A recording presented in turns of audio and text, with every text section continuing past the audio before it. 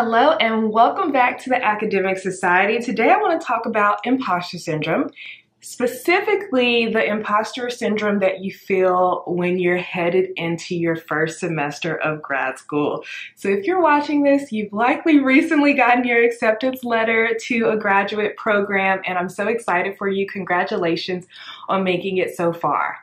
But after being accepted and starting to think about how to prepare for grad school, you're probably feeling a little overwhelmed and you're probably feeling a little bit of imposter syndrome. I know a lot of students think like, oh my goodness, everyone's going to be so much more prepared for grad school than me. Well, if you are feeling like that, this video is for you. I'm Toyin. I'm the founder of the Academic Society. I got my PhD in math and I landed my dream job as a lecturer at a university. And I create these videos for grad students and academics all about time management, productivity, as well as my academic lifestyle. All right, so let's talk about imposter syndrome and why we feel that. Even I today, still someone who has achieved their PhD, landed their dream job, and has been promoted to senior lecturer, I still feel imposter syndrome. But I want to talk about the imposter syndrome that we feel in our first semester of grad school, why we feel that, as well as how to overcome that and not let that cripple us and not let that hinder the work that we do in the first semester of graduate school. Okay, so I just want to start off by saying that you are not alone. Every graduate student will tell you that they have experienced imposter syndrome. If you're a graduate student who has experienced imposter syndrome, share in the comments that you have, just so that everyone watching this video will know that it is a normal thing, right?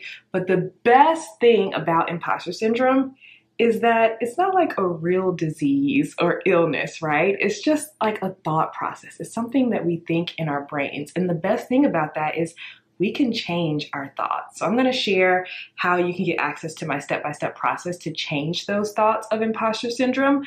But first, let's talk about the different types of imposter syndrome that you may be feeling. Okay, so I felt imposter syndrome as a graduate student, and I was a graduate student who went straight from undergrad into a PhD program. So that meant most of the other students in my program had way more experience than me. They were older than me. They had already worked in the field. Some of them already had master's degrees, so they had been in a graduate program before. So I felt like, oh my goodness, they are so much more prepared than me. But what I didn't realize is that there were other graduate students looking at me that way, right? The graduate students who had already been in the workforce, the graduate students who had taken time after undergrad and worked before going back to grad school, they're also feeling imposter syndrome. They're feeling like, oh my gosh, I have not been a student in years. I don't know how to do this. What about the technology? All of the other graduate students are younger than me, right? So you see, I felt imposter syndrome, but also students who were different than me felt imposter syndrome. All right, and so the students who have work experience, they feel imposter syndrome because they took some time off. There are also going to be students who maybe went to a more prestigious undergrad than you, and you may think, oh my goodness, they learned so much more in their prestigious undergrad. They're going to be more prepared than me.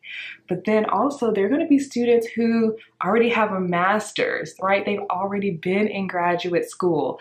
So they're going to come in having grad school experience, right? So everyone comes into graduate school with different experiences. It doesn't mean that they are more or less qualified to get their degree, right? So no one is a fraud. No one is an imposter. Everyone is a graduate student. Emphasis on the word student. You are there to learn. If you knew everything already, there's no need for you to be in the program. So my recommendation is, remember, you are a student. You are there to learn. You should have questions, right? And just because you have questions doesn't mean that you are an imposter. So I actually go into way more detail on this imposter syndrome, especially the type of imposter syndrome that you have as a new graduate student, in my free masterclass. So I have a free masterclass called What to Expect in Your First Semester of Grad School, where I go over 3 big mistakes that students make in their first semester of grad school. And one of those mistakes is thinking that they are not smart enough for grad school. And this is very much related to imposter syndrome. And in that free class, I give a step-by-step formula, a step-by-step process to reverse those thoughts of imposter syndrome and reframe it so that you don't let the imposter syndrome hinder you in your performance in grad school and in your success in grad school. So if you're interested in that, I'll put a link for my free class called What to Expect in Your First Semester of Grad School below this video. Also with that class, I'll tell you about my course, Grad School Prep, and how you can get $100 off of Grad School Prep to help you prepare for your first semester of grad school. So thank you so much for watching. Have a wonderful day. I'm so excited about you and your next semester of grad school. You 100% got it. I believe in you. All right, have a wonderful day. Bye.